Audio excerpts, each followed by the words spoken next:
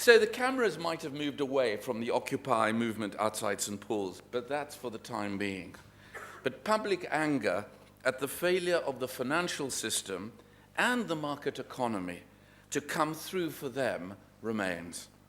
Now, I've spent almost 30 years, more than 30 years, in finance and business. I don't think I can ever recall a time when public anger was so clear and so focused and so high. Now, the delegates here today may look very different to the protesters at Occupy London outside St. Paul's. You may have very different jobs, but the issues we are discussing are the same.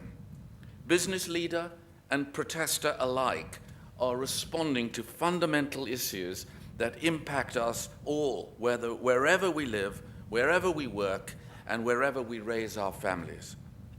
Now, you know that there is a view that says social responsibility of business is to increase profits and to maximize shareholder value.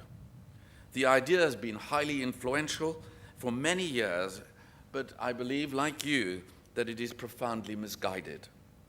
Businesses employ human beings. You remember Henry Ford's comment, "I asked for executives and they gave me people instead." Their products and services inform and shape human society. The operations are embedded within human communities.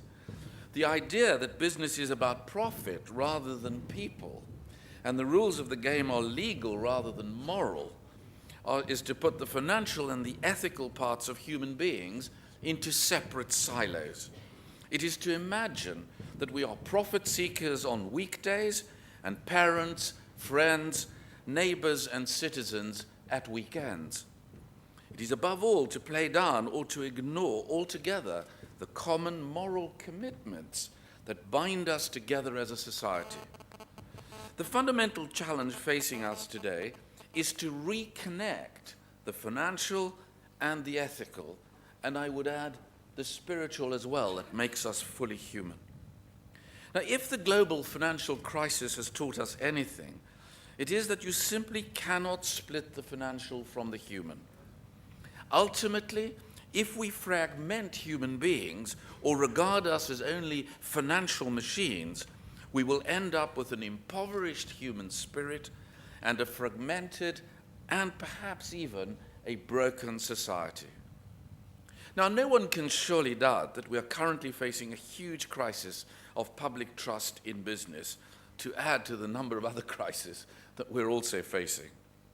But we also need to realize that such a crisis presents us and BITC with your profound leadership in this area with a very real opportunity.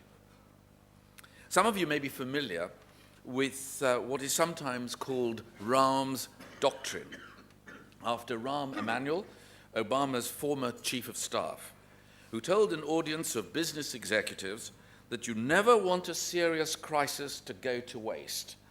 It's an opportunity to do things you could not do before. And I'd like to highlight just two of the ways we can turn this crisis of trust into an opportunity to build a more responsible economy. The first is a renewed and a reformed focus on leadership. I know something that is very close to your hearts. But it's not just any kind of leadership. In recent decades, we've seen relentless pressure on business to focus on the short term. There is a kind of leadership that can and simply does repeatedly deliver on short-term targets.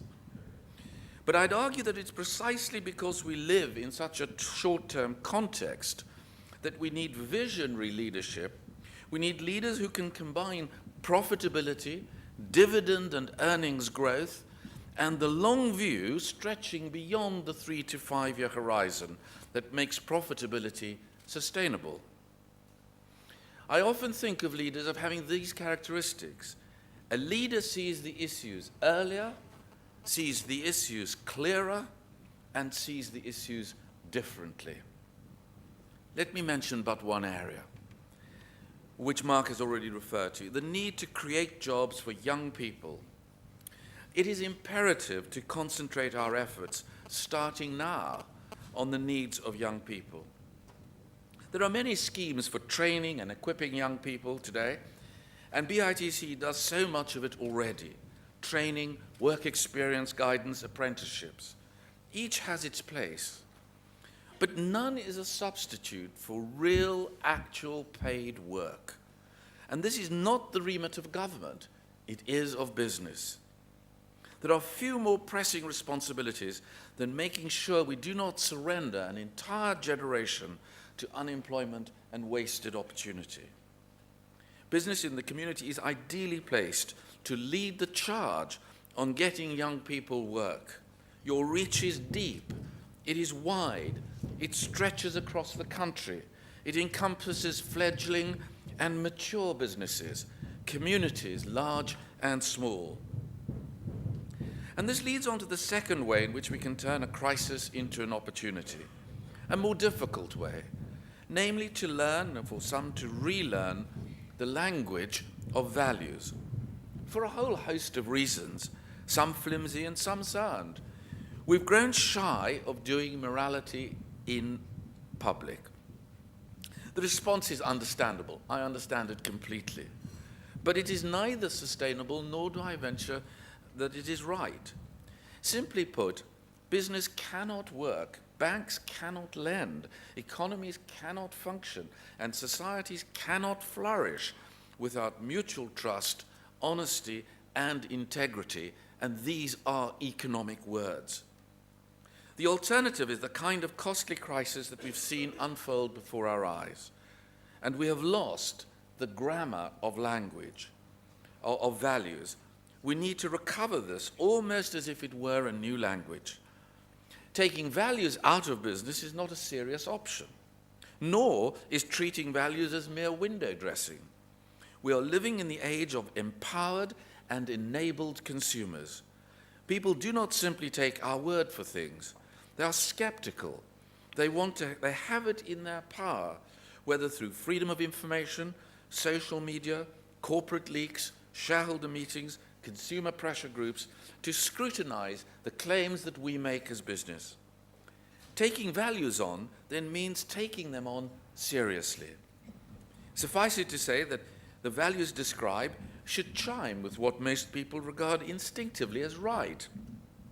Seek to be profitable, treat employees fairly, treat them equitably, treat them with respect, operate as a responsible neighbor in the community, protect the environment for future generations.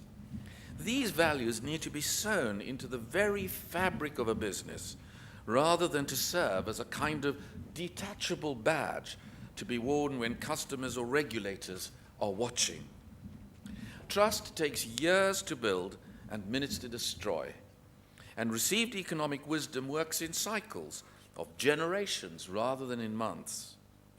But I'm confident that while we face a gloomy set of economic prospects at the moment, it also presents us with a huge and an exciting opportunity to ask questions about how and why we do business.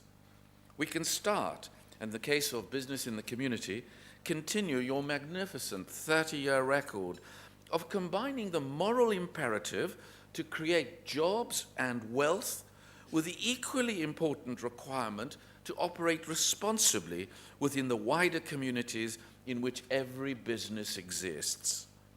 You grew out of the Toxteth riots, and you have, together with your president, His Royal Highness the Prince of Wales, added much-needed hope to hard-pressed communities for 3 decades. Now, we can all talk ourselves into a gloom, and we all know 24/7 media certainly fuels our depression. Or we can take practical steps to focus on new initiatives for the next 3 decades. And some pointers to what these might be were already outlined by your chairman, Mark. I can think of no better organization than Business in the Community to seize on this crisis and work with all of you and the wider business world to transform the way we do business, to focus effort, to use our profits responsibly, to transform our communities, to connect business and ethics, and in turn to transform our businesses into ones that we all believe there are, but which is not perceived to be the case, of trust integrity, and especially hope for the future. Thank you very much.